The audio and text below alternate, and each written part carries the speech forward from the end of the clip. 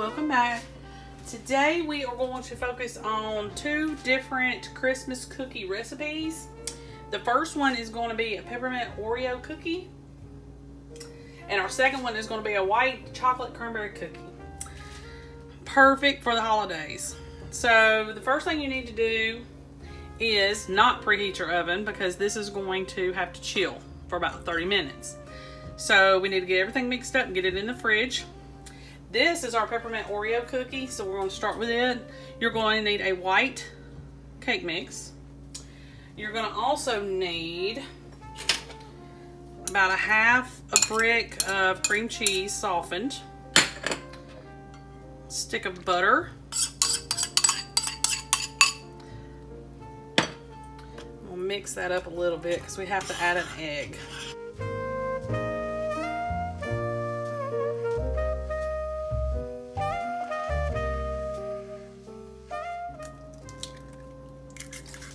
Normally it hasn't already cracked, but I wasn't ready yet.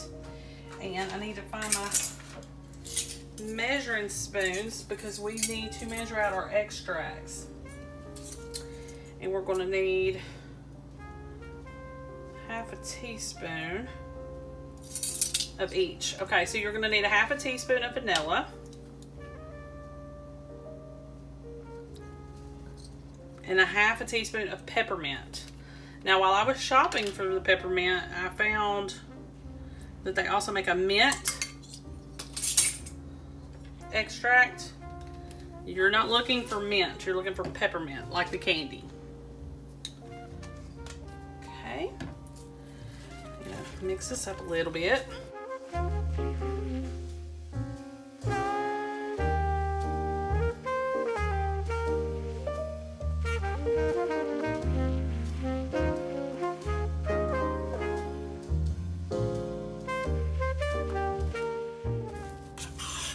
Just mix this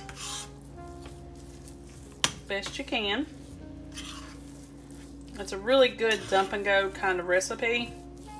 Only thing is we have to stop and chill it for a little while. So, okay.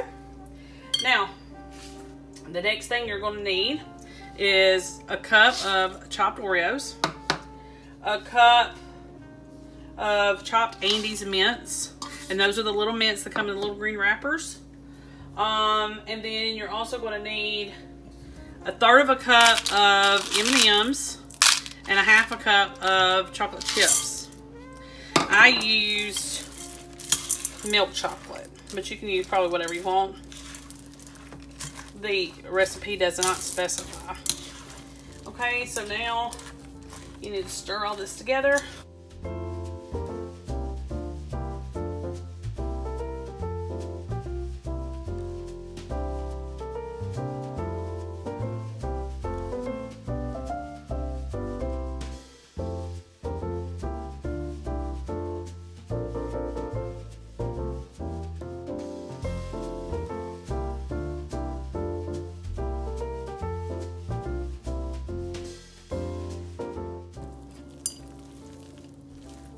So you're going to refrigerate this for anywhere from 30 minutes to 2 hours. It'd probably be best to try to get it closer to the 2-hour mark. I'm going to go ahead and put this in the fridge to chill, and then we're going to start our other recipe. So our next cookie that we're working on is a white chocolate cranberry cookie. So this one you will have to go ahead and get preheated. We're going to preheat to 350, and you need to get your butter softened because we're going to go ahead and add our sugars. You need a half a cup of white sugar and a half a cup of brown. So we'll go ahead and put that in there. Now, typically, I would just get my mixer out to cream these, but I'm not going to take the time to do it. But you could, if you want to be like politically correct about the whole thing. So there's our sugars already.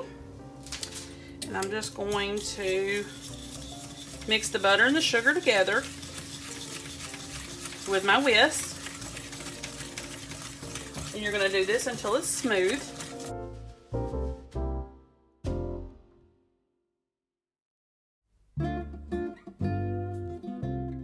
Now, the next thing that you need to add are your vanilla. And your vanilla, we need about a tablespoon. Find my spoon. So you need a tablespoon. That's a lot, but that's what it calls for. And you're going to go ahead and add your egg.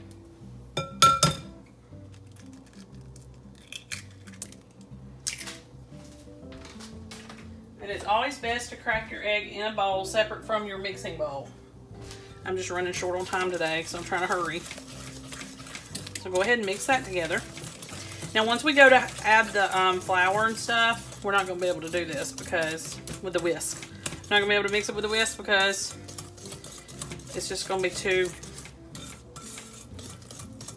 much. Alright, so we got that all together. Alright, the next thing that we need to work on is our flour. And I want to go ahead and get that real quick. And I'm going to pour it in another bowl because I want to make sure the lumps are out. 1.5. I'm using self-rising, so I don't have to use baking soda. But if you're using all-purpose, you'll have to. Alright, so that's not exact, but it's close enough.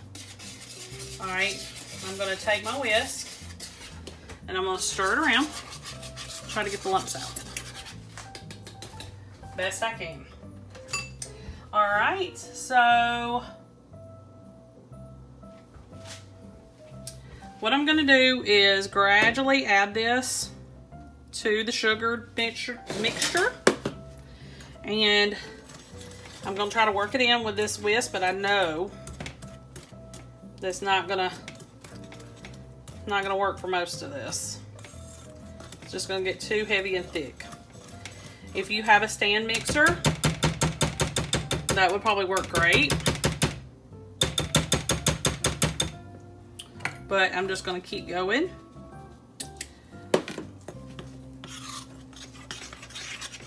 You know, there used to be a time where they didn't have mixers. They just had a spoon. So, I'm gonna just do the best I can. And it's pretty soft at this point, and I don't think it's gonna get much more difficult. So, I would just hate to have to clean a bunch of beaters behind it, you know, or mixers.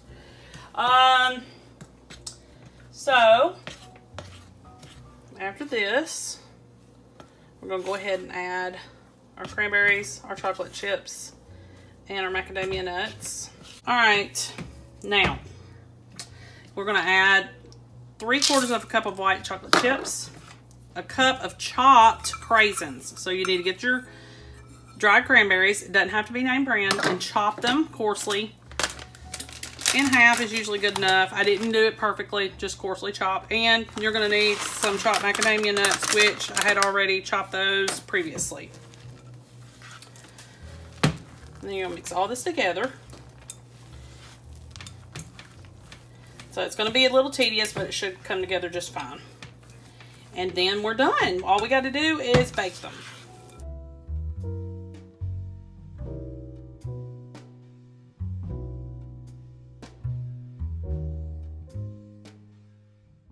See, already together. I'm just going to do some final stirring, make sure that we got it, and then we're going to move over to the baking sheet. So I got my cookie sheets ready. You can use parchment paper. I'm just using foil. It's always easier for me. And so you're going to drop these about a couple of inches apart, and you need about a couple of tablespoons full because they're supposed to be kind of chunky and fluffy.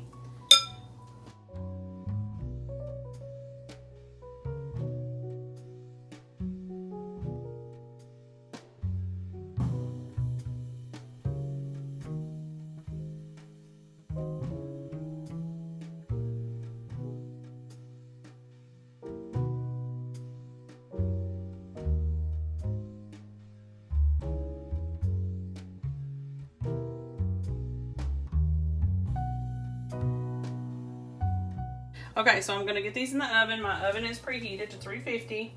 And I'm going to bake them to about 12 minutes. I'm going to take a look at them at that point and see how the edges look. They're supposed to be like a golden color. And then a little bit on the top. And then we'll take them out and let them finish cooling or cooking on the cookie sheets before I remove them from the pan. So we'll see.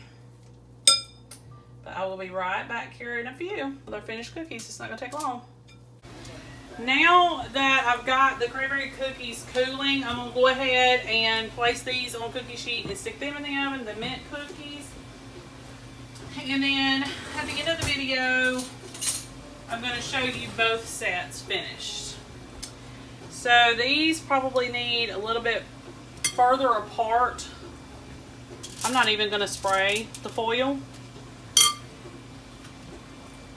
And so we're going to do about 2.5 inch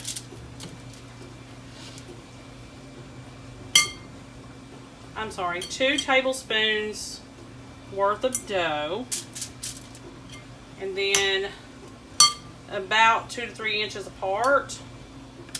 That way it gives some room for them to spread out if they're going to spread out. And then I'll adjust the next, because I'm going to do it in batches, so I'll adjust the next batch depending on how these look. So some of them I'm just going to kind of put them in balls and kind of squish. Not completely down, just a little bit, so they'll kind of spread out a little.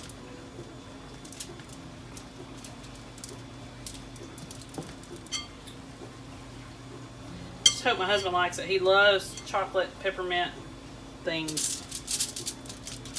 That. And one more. I've already got my oven preheated to 350.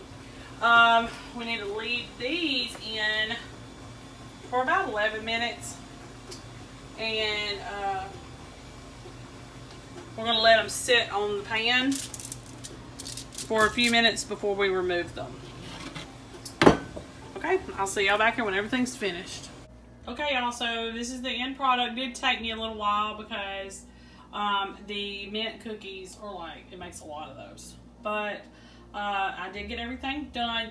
You're going to definitely have to keep a close eye on them. 11 to 12 minutes are their limit, and then you need to probably take them out of the oven and let them sit on the baking sheet and cook just a teeny bit more, brown just a little bit more, and then go ahead and start putting them on your cooling racks. But they seem like the perfect holiday cookie, not too soft, not too crispy, perfect for gift giving.